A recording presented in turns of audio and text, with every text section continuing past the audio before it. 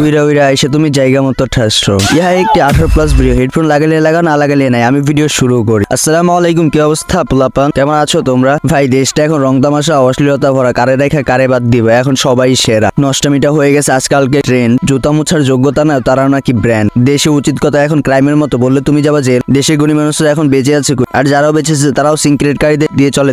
তাই অন্যায়কারী এখন বুক ফুলিয়ে হাঁটে, চলতেছে তারা বে, আর সমাজসেবীরা খাচ্ছে গালি। এটাই তো আমাদের তথাকথিত সোনার বাংলাতে। তাই দিনকে দিন সমাজে হচ্ছে পরিবর্তন। এই ধরো এখন মেয়েদের জোয়ান পোলা গোপন ভালো লাগে না, তাই তারা গিয়ে এখন বুইরা বেড়াগো ধন সম্পদ খুঁজে। যারা খুঁজে পায় না সুগার ড্যাডির দেখা, তারা দেখায় নিজেদের পাহাড় পর্বত, আর সে পাহাড় দেখে পাবলিক লোভ সামলাতে পারে না, করতে চায় তারা আহারকারীর। এখানে কি দোষ দিবা বলো, যেখানে পাহাড়কারী তাদের পাহাড় দেখাতে করে না কোনো ভয়, কারণ এই ভয় পাওয়াটা ছিল তাদের জন্য ক্ষণিকের সময়। কিন্তু আজকে বুঝবে বাস কোন দিক দিয়ে কিভাবে দিতে হয়। দেখো ভাই, টিকটক হলো এমন একটা জিনিস, এই ধরো বউয়ের মতো, থাকতেছে ভাল লাগতেছে না, আবার চলে গেলে মনে করো যে চলাটাও মুশকিল হয়ে যায়। এখন বলবো যে ভাই বুঝি না, একটু এক্সপ্লেন করেন। ওকে দেখো, ছোট থেকে আমাদের বাবা মা চায় তার ছেলে বড় হয়ে ডাক্তার বা ইঞ্জিনিয়ার উকিল হবে, কিন্তু তারা তো আর জানে না তাদের ছেলে মেয়ে আলট্রা ট্যালেন্টেড, তারা সবকিছু একসাথে হইতে চায়।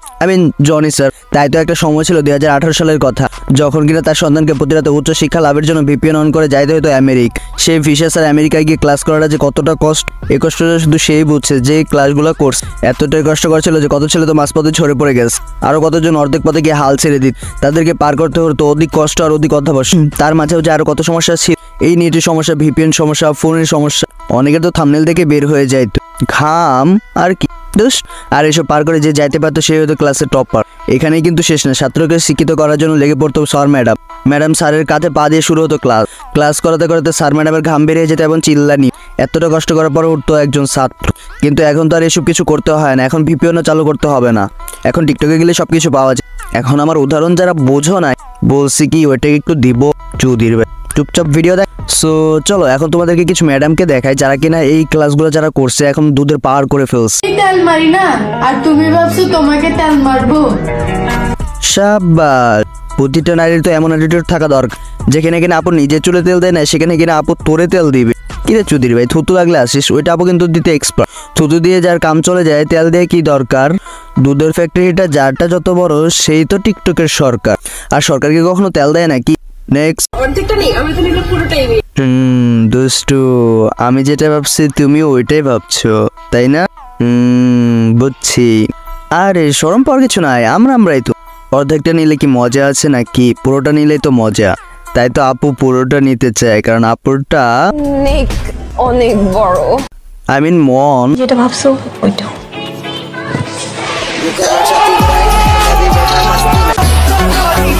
আইসা পড়ছি 300 ফিট।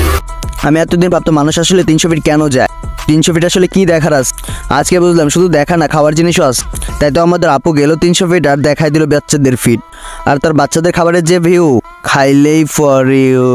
দেখো এই টিকটক নিয়ে অনেক ভিডিও করছি, অনেক চুদির ভাইকে বাসও দিয়েছে, অনেক চুদির ভাইকে রোস্টও করা হয়েছে, কিন্তু তারা কোনো ধরনের ভালো হবে না ভাই। ওদের পাহাড় পর্বত সব, নদী নালা খাল বিল সবকিছু যা আছে সবকিছু তারা দেখাবে, এবং যদি তারা এটা পারতো, যদি তাদের গর্তটাও হতো ওইটাও তারা দেখাই দিত।